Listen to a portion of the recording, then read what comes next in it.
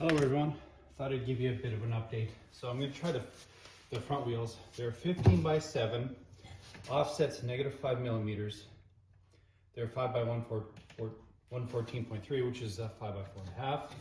But I'm just going to kind of double check the dimensions on here and maybe explain a little bit more about what matters, what doesn't on these wheels. Again, like I said the other day, beautiful wheels. I'm going to just take the cover off here. Off.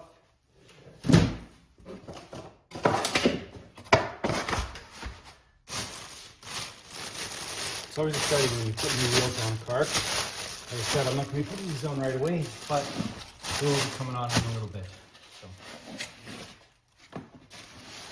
So again, to reiterate, talk about backspace, front space, and offset. I'll tell you why I really don't care about offset. So again, beautiful design here, as you can see. 15 by 7, acorn nuts, nothing special. It is pretty tight in here by the time you put the nut in here, or the nut in here. But you know, you can't use an impact socket. That's what it is. So 15 by 7, measure that up for you. Is really this inside dimension here. Okay, so 7-inch, pretty much right on. They give you that, and which is fine, but doesn't tell you really, other than what you need for tire width, doesn't really tell you that. So what I'm curious on is what the backspace is. Now they advertise a 3.8-inch backspace. Backspace is from the mounting flange, where you bolt it to this edge. So it's a true backspace. They said 3.8, which, you know, this is in inches. Yeah, it looks like it's about right on.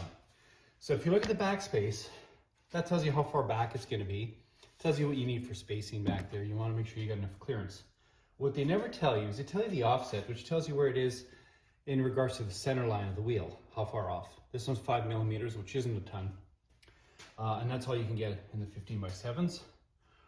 What they don't tell you is how far you have up front, right? So the way I worked it was, it's 15 by 7 inside. Not all wheels, but most wheels, what I got from US MAGS, is you can add a 1/2 inch per side. So it's 15 by, it should be 8 inches. So it's almost exactly 8 inches. If you take 3.8 from the back and you flip it around, you measure, it should be basically from the mounting flange here to the front here, it would be 4.2 inches is what you'd have. And I can't measure it very well because of the stud here, but I could if I played around with it later, but that's what I've measured. That's the way I did the back. And again, like I said yesterday, it measured out exactly what it needed to be. This is what they call a front space from the mounting flange to there. They never advertise it. For some reason, they never give you that. So really what you're looking for, I've asked for the front space. They never gave it to me. They almost didn't seem to understand. But what I did ask, if I've got a 7-inch wheel or a 9-inch wheel like I had, how much extra from there? And they said 1 inch, which is almost standard on most wheels. So if you've got that, you can say, I've got a backspace of 4-inch, I get an 8-inch wheel, you add 9 inches, you end up 5 inches up front. Pretty simple. So coming up, what I'm gonna do is I'm gonna try this on the front tire, just on one of them, see if it fits. And then hopefully that works out good. And before I put the wheel on, I thought I'd go over a couple more things with you. So these are, like I said, they're US MAGS, designed in the USA. It says here, designed in the USA, but they're actually made in China. It does have the US Indy Mag right here. It's got a couple other things that are written on here. So in here, it says ET5, which is really your offset that I mentioned.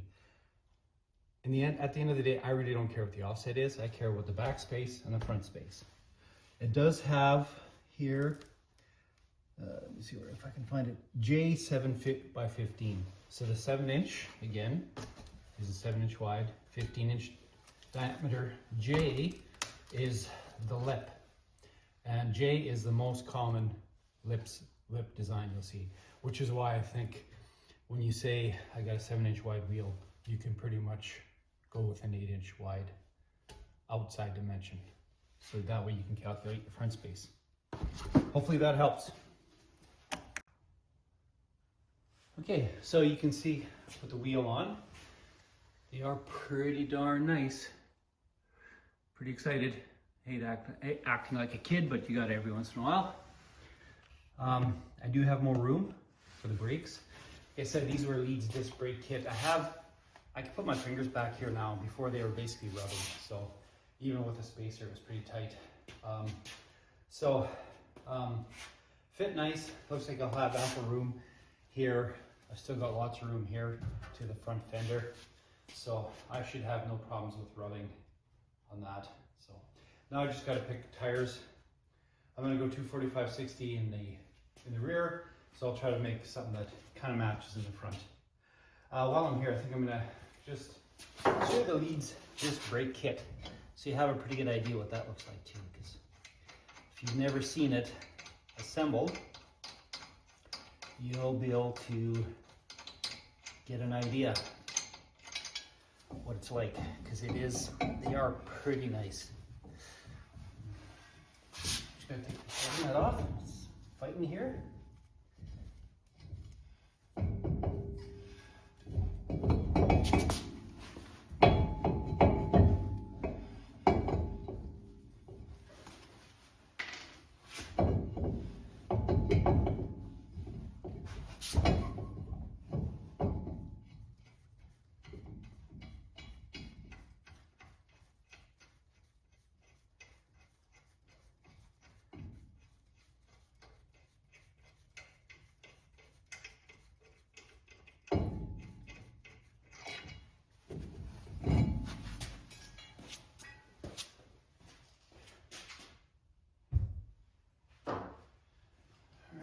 So here's the Leeds kit.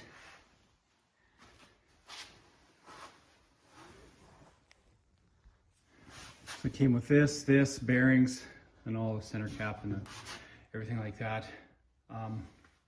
Very happy with it. And like I said, I'm trying to make this a day 3 type of car, something you'd have done 10 years down the road, or maybe 10, 15 years. So one of the common disc brake conversions was to get something from an LTD or Granada or something like that and put that disc brake kit on there. I did it on a 64 Falcon way back in the day, but this was the easy button. It fit good, instructions were really clear, and bolt in, no problems there, including the master cylinder and the brake booster. So very happy with this kit. If you're thinking about buying one, go ahead. Just realize that 14-inch might be tight for you.